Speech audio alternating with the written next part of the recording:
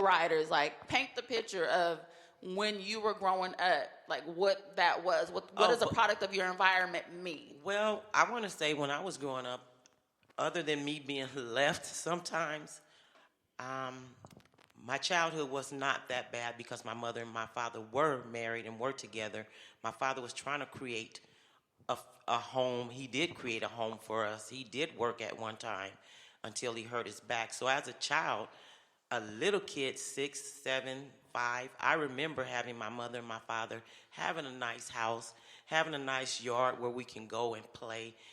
He made sure that we had that until him and my mother separated.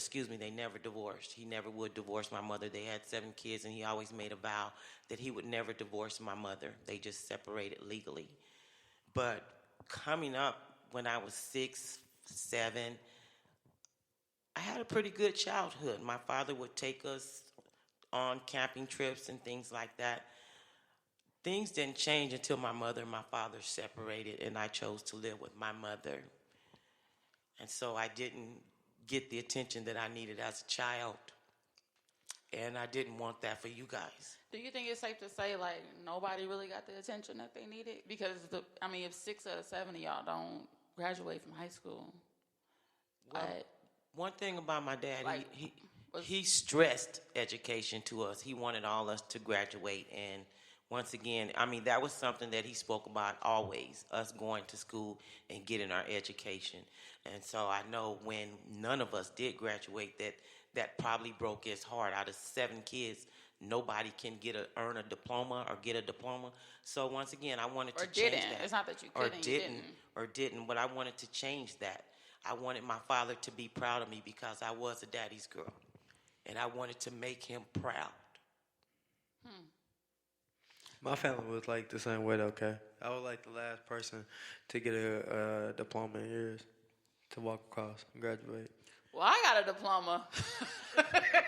Yes, you did, my Keisha. That was not about to happen. Listen, when I started messing up in senior year, and my mom, I believe, went to California, was sitting at Auntie house, and we ain't gonna say their name, but your niece came. She came in the house, and she was like, "Oh, you getting ready to graduate?" And my mom was like, "Oh no, she not. The way she fucking up in school, like, and I didn't want that to be." Like, oh shit, like, that was like a light bulb. Like, cause my mom didn't hold back nothing. Like, she the big shit talker queen, okay? She birthed the big shit talker. So she says her mind. She speaks her mind. But she said that, and that kind of just like a light bulb went off. Like, yeah, girl, if you keep on doing what you're doing, not caring about school, cause I was just bored. I went to school, but I was just over it. You're not going to graduate. And I knew that I wouldn't be able to live that down with her. So let me get my act together and walk across the stage and get this diploma, because she ain't having that shit. And then she ain't going to be talking shit about me. That's crazy. Like, I never had an issue with school. I had my junior year. I had one issue because I left Arkansas and like snuck back out here to Vegas, and I couldn't register myself in school. So I was out of school for like 4 weeks. But when I got back to Arkansas, you know what I'm saying, I was good. But like, I like the school, but in my family, like in my immediate family, you know what I'm saying, I had cousins, over here and cousins over there. But in my immediate group of family, I was the last person to graduate in 2004 since like the 80s. Wow. Yeah, because like my 2 oldest cousins that was in my immediate group, my cousin Stephanie, she stabbed somebody like her junior year in high school, so she got expelled and then let her finish. And then my other cousin went to prison, and then all the rest of them went to prison.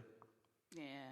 Not only did I not want to disappoint my parents, like, I just didn't want that on me. Like, you wouldn't be able to, then you wouldn't, the energy was like, you're not going to be able to get a job without a diploma. Like, of course you can't go to college without a diploma, that's not the case.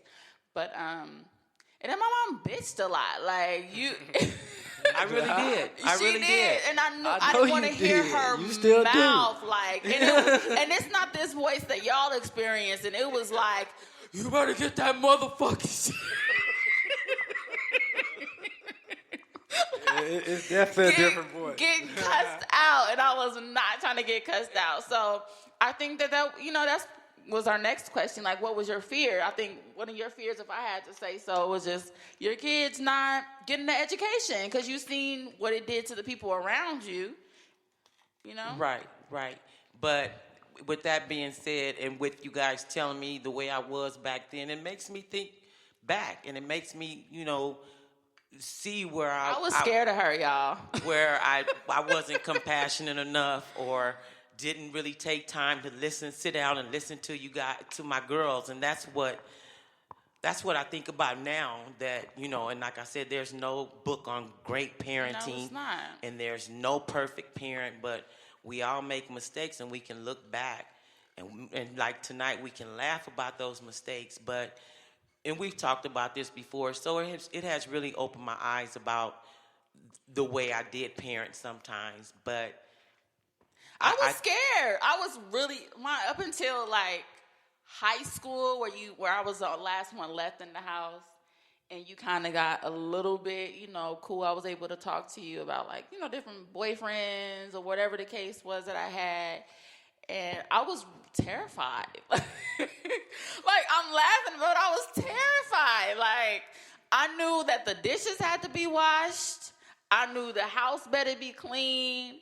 I knew I knew that rolling my eyes will get you slapped. I knew that it was like, you was no nonsense. You wasn't fucking around with us. And I appreciate that. Like, I really do. Like, I'm never gonna hold that against you. But you ain't play that. When you say those things about me, Mimi, half of them I don't even remember. She was faking the phone, man. I'm serious, but one thing about it, when you did graduate, I was lit after the fact. Yeah, you was. Because I was like, this is the last of the Mohicans. I got her through this. That's my baby. She graduated. Yes, I was lit after that. And I was so happy. Yes. And so I was just a proud mother to see my daughter walk across the stage, and get and her I got diploma. a diploma. A lot of niggas out here got a certificate of attendance just for going to school because they didn't pass their proficiencies back then. But I got a diploma. So, so what was like your biggest fear? Like here you are, 25, 3 girls. You were still with my dad. Their dad was not in the picture. Was married previously. Like, what was your fear? Like, did you fear anything? Like, were you afraid of, like was there ever a moment was like, I don't know? Like... To be honest with you, Mimi, I don't remember me ever having that feeling. I mean, I was just steadfast on what I was going to do, what I wanted to do with myself. But for as parenting, I could have did things differently, but I never had any fears, and I always wanted the best for my girls. But I don't remember or recall me having any fears. Yes, people do have fears, but with you asking me, so you were just like Rocky, like I got this shit. Like kids need clothes, I got it. Yeah. Food gotta be cooked, I got it. You need money for school, I got it. Yeah, but I stayed on welfare for about 10 years. Shout out to welfare because and Section 8 housing. Listen, Section 8 had us living in a house. I knew what it felt like to live in a house. We wasn't, no shade to anybody, but we wasn't no apartment kids. Apartment kids is a different breed of kids. We lived in a neighborhood. We lived in a house. So I'm appreciative of the resources that were there to put us in a better position, growing up. But, during that time when I was getting welfare, the system was designed to keep young women on welfare until the system started fading or playing out, like you said.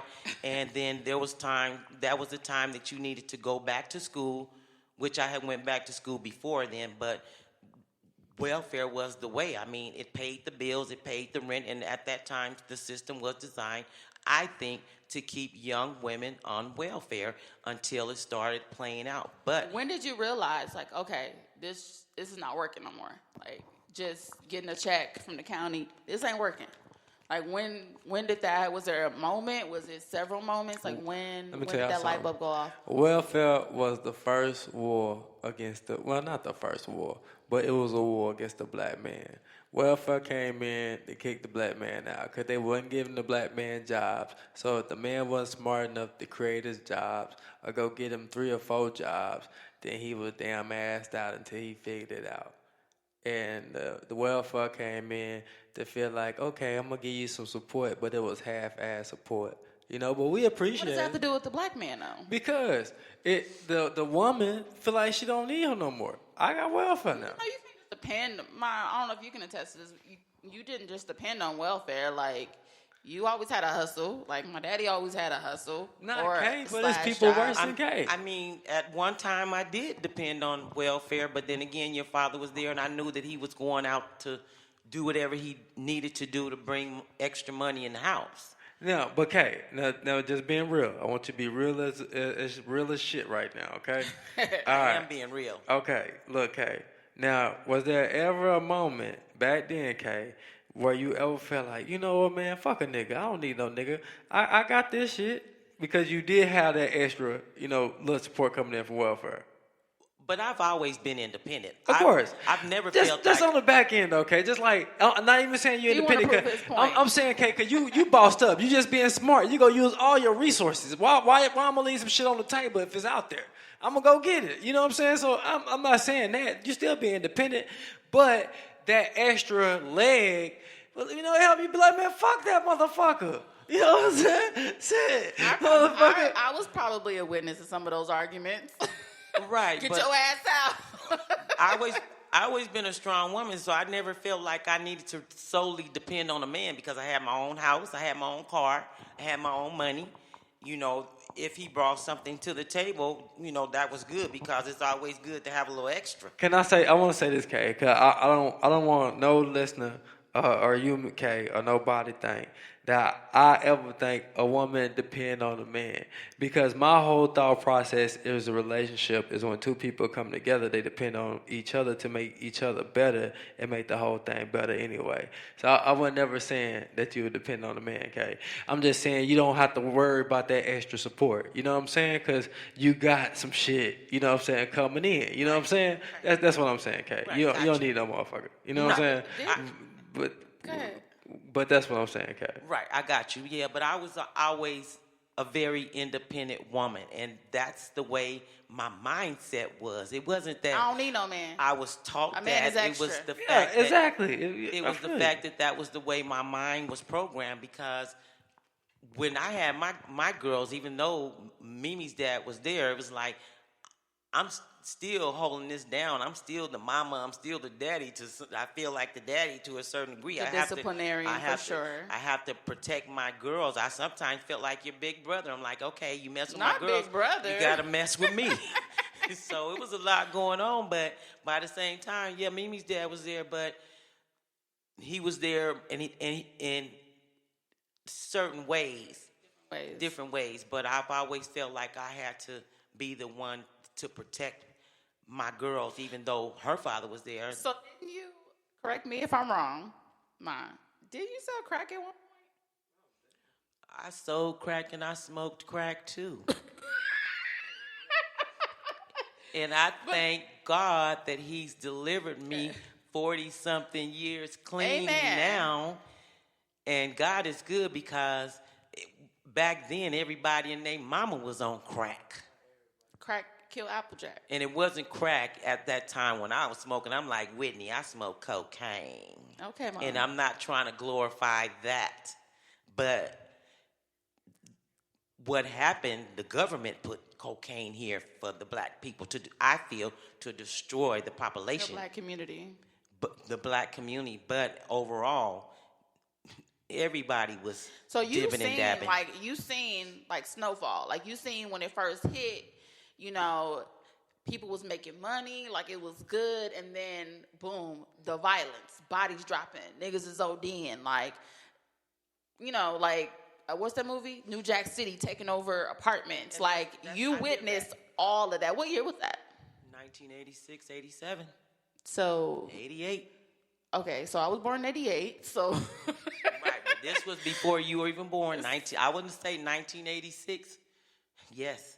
So can it was remember. going down. It was going down, but I'm like this. God delivered me, and I never smoked crack.